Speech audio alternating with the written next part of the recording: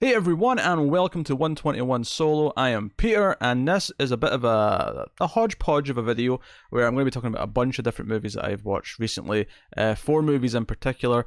These are not full reviews for each movie. I just thought it'd be fun to kind of go through some movies that I've managed to squeeze in over the past week and a half or so, and just give my thoughts on them. I thought people might be interested. I'll be keeping this spoiler free and just kind of going through each movie a little bit. I'll have more to say on some than others, and I didn't watch these thinking I was going to review them, so they were very kind of laid back, kind of casual viewings, if that makes any sense. Not that I go into a movie that I am reviewing like, okay, critical mind on. Where's my notepad? I do take notes sometimes though, depending on the movie. But anyway, So talk about some different movies. Most of which are newish movies. And by newish I mean 2018. One from 2016, and then there's one that happens to be from like 1998.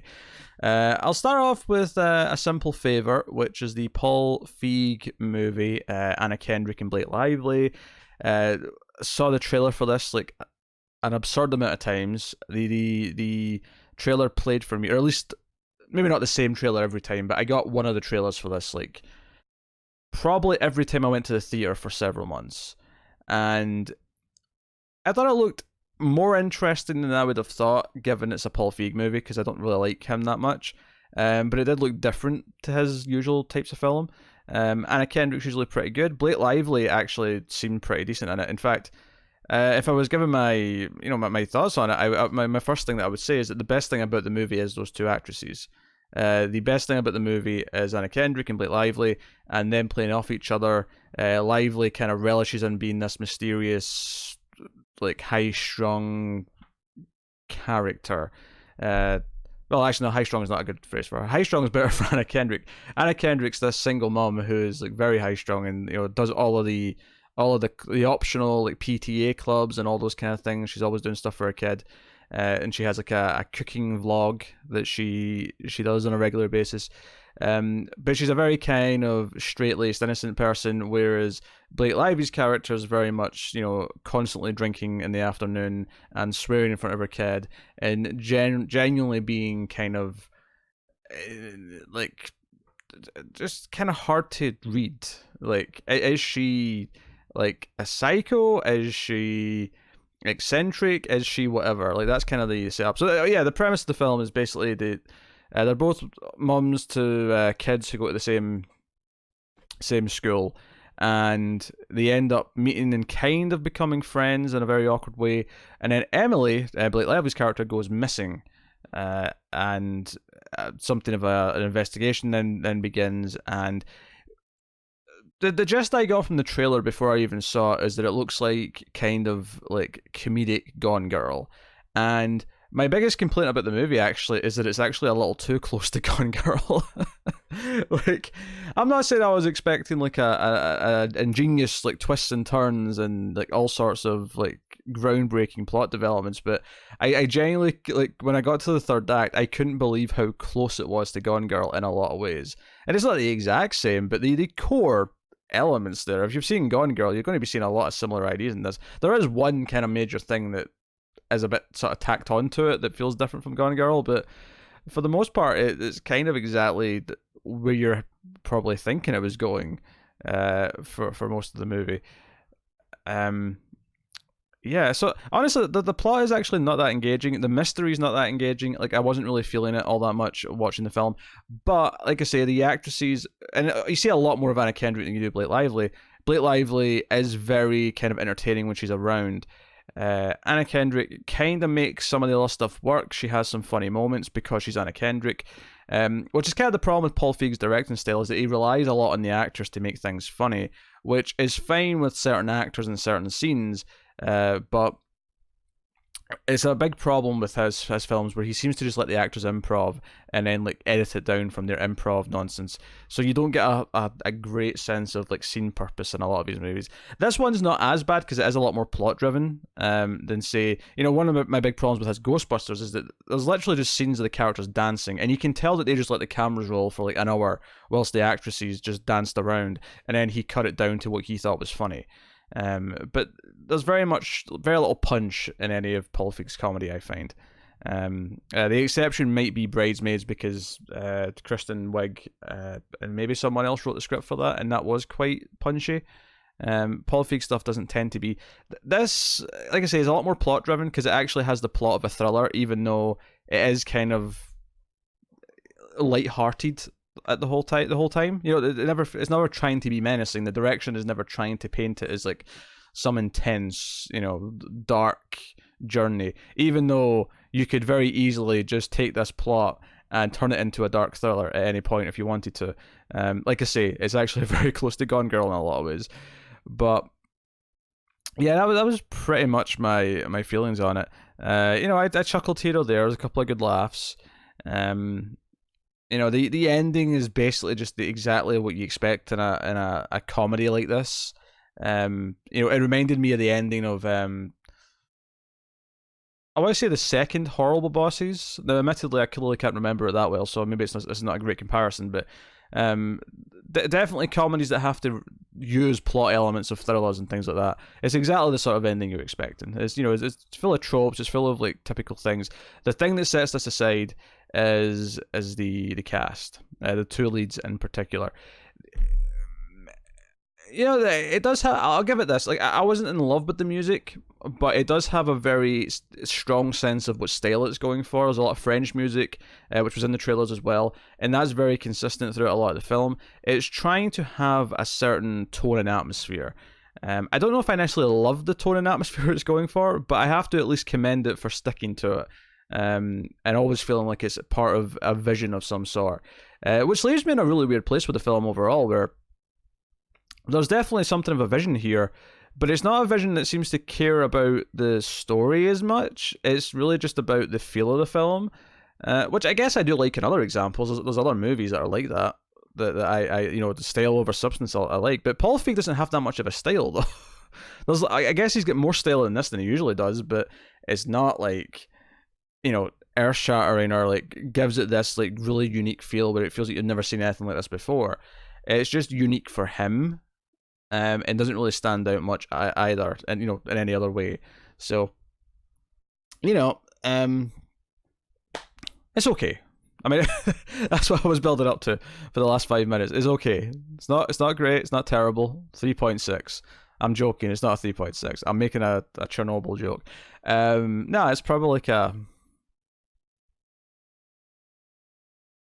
Yeah, maybe a 6 out of 10, 5.5, 6 out of 10, something in there, for me, mostly carried by the actresses. That's kind of how I feel about that one. So we'll move on to something very different, which is Mulan, the original Mulan, the animated film from 1998, a movie that I think I saw maybe as a kid, but honestly, like, I remembered nothing about it. I couldn't have told you what the plot was. The trailer for the new one came out, and I got curious. Admittedly, though, even I should have known this before I started watching it because it's an animated Disney movie. But there was a moment, you know, 10, 15 minutes in where some singing started and I went, oh yeah, this has musical numbers. God damn it. I'm not a musical guy. I don't like musicals. And for me, the worst parts of any Disney animated movie typically tend to be the songs. Because I don't have patience for them. I'm like, no, get on with the movie, damn it. But, so yeah, I was curious to see. Honestly, the big surprise for me was that Ming-Na Wen, who plays Agent May on Agents of S.H.I.E.L.D., is actually the voice of Mulan in this, which is really cool.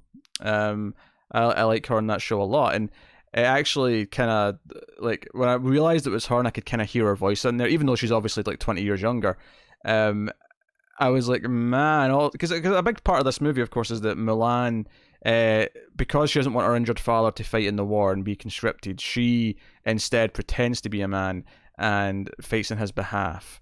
And, you know, she's sort of with the army, and they're kind of like, she's trying to keep the illusion up, and ultimately, of course, she's going to eventually be cut out, because the Hun are coming, and they need to fight the Hun. There's some fun battle sequences in this actually, but yeah. So like I was saying though, when I could tell it was Ming-Na Wen's voice, and I think of her being such a badass who can take out anyone. That, you know, when the men were like making fun of her or making fun of, you know, her male persona, I was like, you guys don't even stand a chance. You don't know what's about to befall you. You're about to be so screwed. But this is a weird one for me to talk about because obviously it's loved by a lot of people. I know people love the Eddie Murphy character, the little dragon, Mushu, is his name. I'm just checking that. Um, this is a weird one for me to discuss and give my thoughts on because ultimately there's parts of me or parts of this movie that I'm not that keen on because it's just not my thing. I'm not a huge animated Disney guy. I never really cared all that much about them growing up. The one exception to that, bizarrely, and some of you will have heard this before, is I grew up loving Basil the Great Mouse Detective. I love that movie. But I'm not super attached to most of the Disney animated stuff. And this was not something that I hold any attachment to, obviously. I can't even remember it. That said, though, it's a pretty tight movie, script-wise. And there's some good jokes. There's definitely some stuff that feels a little bit weird to me. Like, I certainly wouldn't expect an animated movie now, or any movie now, to get away with some of the jokes that this was putting in here. And it's not that it's like I don't think some of the little jokes that were sticking out to me are intended racism per se, but they certainly made me feel uncomfortable. Like, there's jokes about like someone calls someone an egg roll or something like that, and I just like every time that happened, it felt a little bit like, no, this is like these are all Asian characters, but clearly like some of the writing on this came from people who aren't Asian, and they're putting in jokes here, that and that's not to say that there isn't any Asian writers. And I clicked on the writers there to look at the names to see what stuck out to me. And what stuck out is that there is legitimately like 26 writers on this movie. There's a couple of names that look Asian. A lot of them are very much not. And I have to imagine a lot of the jokes in this that made me kind of go, okay, were probably from the other writers that certainly weren't Asian. And again, I don't think they're ill-intentioned per se, but then small racist stuff like this tends not to be. It tends to be very ignorant, and it felt kind of a time. So that kind of stuck out to me a little bit.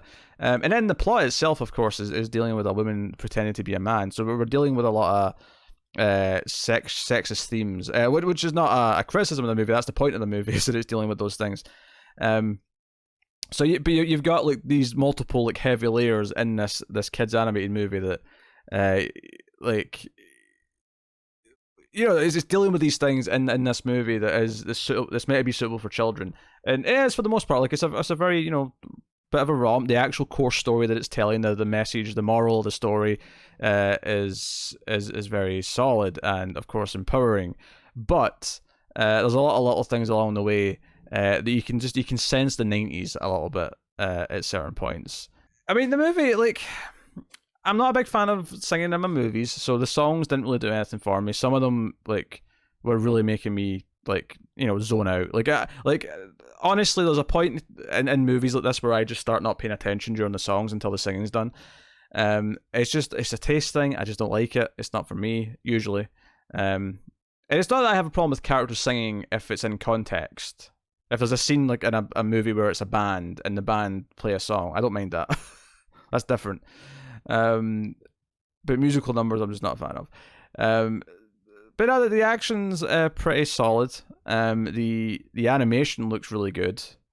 So I can't. I'm like, as much as I opened with like all the reasons why I'm not going to rate this like super highly. Like I would still give it a pretty solid 7 out of 10 because. Good voice cast, good strong characters. There's like I say, some great animation in the fight sequences. There's some stuff in the snow and avalanches and all that kind of thing, which is really good. Like it just some of the Disney tropes don't necessarily work for me as much as they do other people, and that's ultimately why I can't go super high with it. But it's a perfectly solid movie. So. That said, I am more interested. This is the only live-action Disney remake I'm actually more interested in, just because I look at the trailer and go, "Oh, this looks like an action movie with a badass with a Zord. This could be cool." But yeah, so that was Mulan, and then next up, I watched The Edge of 17 from 2016, the Haley Steinfeld movie, the teen movie, which for some reason I don't know why this is.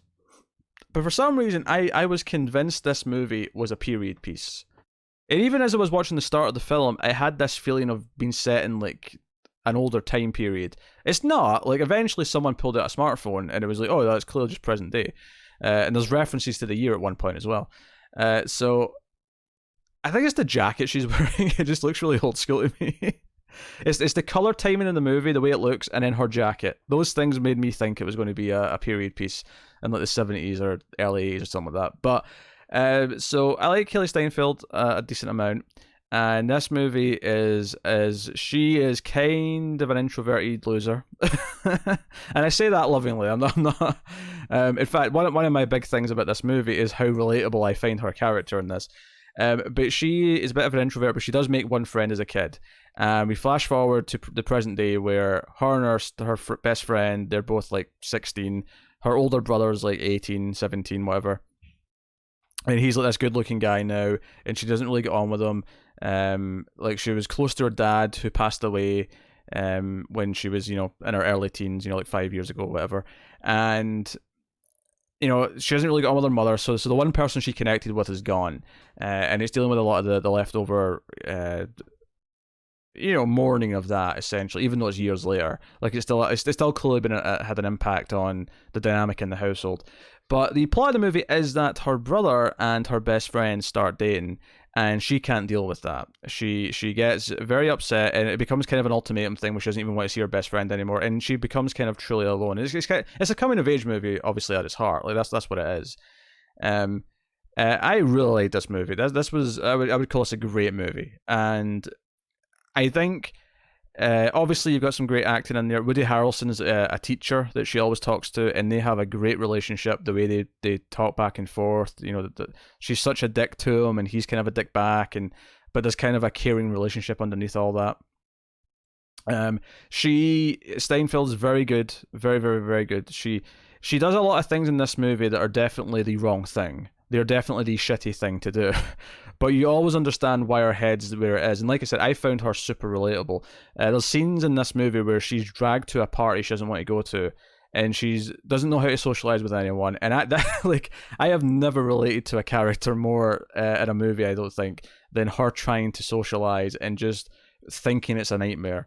And like I think that ultimately is this movie's secret weapon. The writing's really good, of course, and that's why it feels so real. And it gets to some emotional places to, at the ending, and it's this journey of someone kind of coming out of their shell a little bit, even though she's resisting it every turn. And maybe one day I'll come out of my shell. Maybe one day I'll have my moment. It's not happened yet, but we'll see. But I think at its core, why it works so well, what the writing achieves that makes it all click, is just how real the characters feel, how real she feels. And when I say I relate to her, it's not just that she's having experiences that I feel like I can like sympathize with and like, I've had similar experiences with. It's that the way she thinks and the way she does the wrong thing, the way she decides to handle a situation. And I know as a logical adult, I'm going, no, this is this is you overreacting because you're a teenager and this is the way you feel right now. But every single time it's understandable, and you never hate her for her decisions. You just sort of go, oh no, don't do this. But and there's some genuinely hilarious stuff in this movie. Even though I wouldn't really call it an outright comedy, even though there's a lot of funny stuff in it. But I would say it's a drama first, because the writing's so good and because it handles the drama so well. It's just always kind of funny as well. A couple of moments had me laughing proper out loud. And movies don't often do that with me. But there's a couple in this. I'll just say there's a text message at one point about 2/3 through the movie that broke me twice, because it broke me when it was conceived, and it broke me again when another character had to read it out loud, and it was delightful. So I really can't praise this one enough. Pretty good soundtrack as well. A lot of songs in there. I'm definitely more of a movie score guy than like just using songs, but teen movies tend to be exactly the kind of movie that benefits more from having songs, whether it's pop, rock, whatever fits the mood of the movie. And there's some really good stuff in this, and it's great. And I think her core thing about not being able to accept her brother and best friend being a thing, Her with her brother, like she's always very much of this attitude that he's the better sibling. The mother likes him more. He's good at everything, and it's the idea that the one thing that was just hers, the one person that was just there for her, he is taken away from her, and she can't deal with that. It's not just the literal "you're dating my brother." It's all the pent up backstory she has with her brother that's informing that and making it worse to her. So, no, really good movie. Good emotional beats, good funny beats, great cast. Yeah, no, this was great. If you've not seen Edge of 17, and this was one that I meant to see when it came out, and I just didn't get around to it until this past week. It was on Prime, and I went, I'm going to watch Edge of 17, and ended up maybe being the highlight movie of the week. It's really windy outside. I'm just, it's a sunny afternoon, and I'm just looking outside, and the wind's blowing things around, and I'm hearing things blowing. So, no. Extremely good. I highly recommend Edge of 17.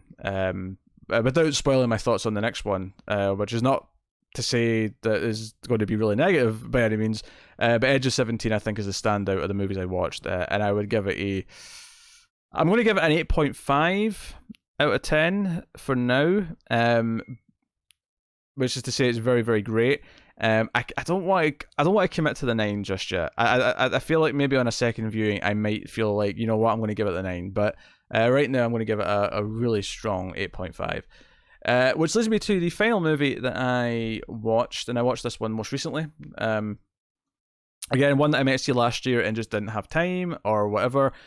Creed 2 I watched, which is, of course, a sequel to Creed, which is the spin-off of the Rocky franchise, and obviously stars Sylvester Stallone as Rocky still as the trainer, and Michael B. Jordan as Adonis Creed himself.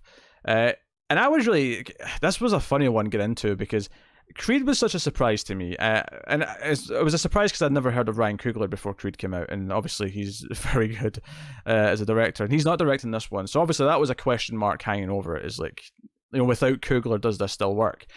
And the other big thing getting into it, though, is that, and I joked about this a lot when Creed came out, the first one, is that Creed ended up being such a good movie. Like, honestly, I might like Creed more than any of the Rocky movies. Creed's fantastic. And it's so emotional, all the beats hit really hard, and my big joke at the time was that this bizarrely, like, all the plot of like Creed kind of try to live up to his father and like the aura that he left behind, is that Creed more than any other movie kind of comes from Rocky 4. And Rocky 4 is I love Rocky 4, but it's a really goofy movie. Like, Rocky 3 and 4 might be my two favorites to actually watch because they're the silly ones, but they're really fun. And there's a robot in Rocky 4. And it's Rocky solves the Cold War. He wins the Cold War. Like, it's a really silly movie. I love it, but it's really silly. And it's just funny to me that such a good, like, heartfelt drama came out of that. Creed is a serious film. It's not a goofy movie by any means. It's a really fantastic film. And I always joked that it's just weird that Rocky 4 led to Creed in some weird way. And Creed 2 was going to go even further into that by bringing in Ivan Drago. They got Dolph Lundgren to come back, and his opponent, Creed's opponent in the movie, is, Drago Jr., whatever his name is. So, and I was like, man, how's this going to work? Is it going to be just as serious as the first movie? Is it going more goofy because it is tackling this? And it doesn't go more goofy. It really doesn't. It does take itself seriously still. And gives a bit of a, Sylvester Stallone said this is the last one he's going to be in. He gets kind of a nice farewell, as it is. Like, in the movie's good. I think Creed 2 is a solid movie. It's not the fantastic film that Creed 1 is, though. It doesn't quite have that magic. It doesn't have Coogler. And the last like 25 minutes are amazing, pretty much. Like, they're really, really great. But even the amazing part is kind of like, oh, there's some similar beats to the first movie. And the drama, like, leading up to the ending's all fine. Like, his relationship with Tessa Thompson's character is all solid. It's a very solid movie, but it doesn't quite hit the notes or feel as fresh or as exciting as Creed 1 did. And And I actually thought that it's funny because I liked where the Drago side ends, right? I think Ivan and his son, by the end of the movie, I actually really like how their story wraps up at the end. I think it's one of the best moments in the movie. I do think a lot of their story throughout the film, because there's a subplot with them, and we see him training with his son, and we see what life's like in oh god, Ukraine. How do you think about it? So we get to see what they're like, and I thought I understood what they were doing with those characters, but I did kind of feel like they were being very on the nose with it. Like it felt like not cartoony in the way that Rocky 4 was cartoony, but it felt almost cartoony in the sense that they're taking this so seriously in the way they're doing the depressing sort of Eastern Europe kind of we must train harder kind of thing. Like it was almost just to a comical level. And it just felt really two-dimensional to me, even though I actually really like how everything ends up once we get to the final fight, of course, at the end. But I did like that. I thought that dragged down the movie a little bit, here or there. And I think there was definitely motivation stuff for Creed at one point that could have been better explored, and better conveyed across the scenes to the audience. I understand in theory why he wants to do a certain thing, but I don't think the movie does enough to necessarily give us to really understand his motivation for a choice that he makes. Yeah, it's a choice that he's obviously going to make because the movie has to go that way, but it never quite clicks, I think, for me, why. But I mean, again, it's a fairly mild complaint, but there's just a lot of mild complaints that sort of stack up a little bit. There's a few things that feel like we're doing the same thing again, and then a few things that feel a little bit comical with the Drago stuff. But the ending's really good, and there's a lot of good drama in there. So I'd say it's a solid sequel, but it's very much a sequel. It feels like a sequel. So while the first movie I gave a straight 9, I was all in the first movie. This movie I'm going to give a solid 7 to. So don't love it like the first one, but I think it's a solid sequel. It's something that will make a very nice double feature with it. I don't know if they're going to do another one. If they're going to do a third one, or whatever. You understand the temptation why they'd want to do a third to make it a trilogy, and then one day they can do the 9 movie box set with Rocky, because sure, why not? But no, so solid. Nothing. I mean, I didn't feel like I missed anything by not rushing to go see it in the theaters, but I'm happy I saw it now. So, but there you go. So yeah, I just wanted to sort of run through some movies that I watched recently and give some thoughts. Might as well. I'll do this from time to time. Some stuff, of course, I'll feel like they need to do a full proper review on, where I'll sit here for just as long talking about one film. Whereas this was just after I watched a couple, I was like, I could probably do something once I've watched another one or two. And here I am. So this will happen from time to time. No particular schedule or anything. It's just when I have time to see some movies that aren't for other shows, of course. Which honestly we're ramping up because I watched 3 movies for Screams After Midnight in the last 2 days, and we recorded 3 episodes yesterday. 2 of which were for October, because we're starting to stack Octoberthon episodes. But the more I have to watch for other movie shows, the less that I'll be just watching casual movies like this for myself. But hey, so yeah, thank you very much for listening to me ramble on about some movies. Hopefully, I maybe gave a recommendation or two in there. Yeah, and nothing too bad. A Simple Favor was definitely the weakest of the movies that I talked about there, and I don't think it's a terrible movie by any means. It's not a bad movie. It's just not a particularly exciting one. I think Edge of 17 by far is my winner of this batch. By far my winner, and maybe that's a reason to do these every 4 or 5 movies, so I can pick winners out of them. And hopefully there's usually something that is deserving of being a winner, and it's not just I watched 4 movies and they're all kind of mediocre. But yeah, so. And I'd probably say I like Creed 2 more than Mulan, but I think that's more of a taste thing than that being an outright better movie.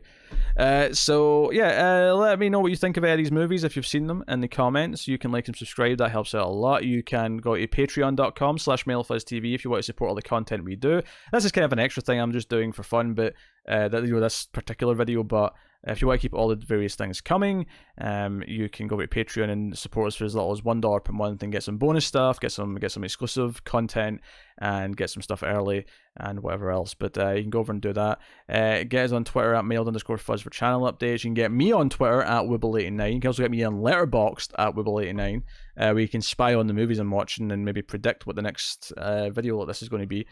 And you can email us, actually. You can email us at mftvquestions@gmail.com if you want to ask questions for shows. Just put the show that you're asking a question for in the subject and ask whatever sort of question you want. So, but that's me. So thank you once again for watching. I appreciate it a lot. Keep watching movies, guys. And if you can get it, it's always nice to have a diplomatic immunity.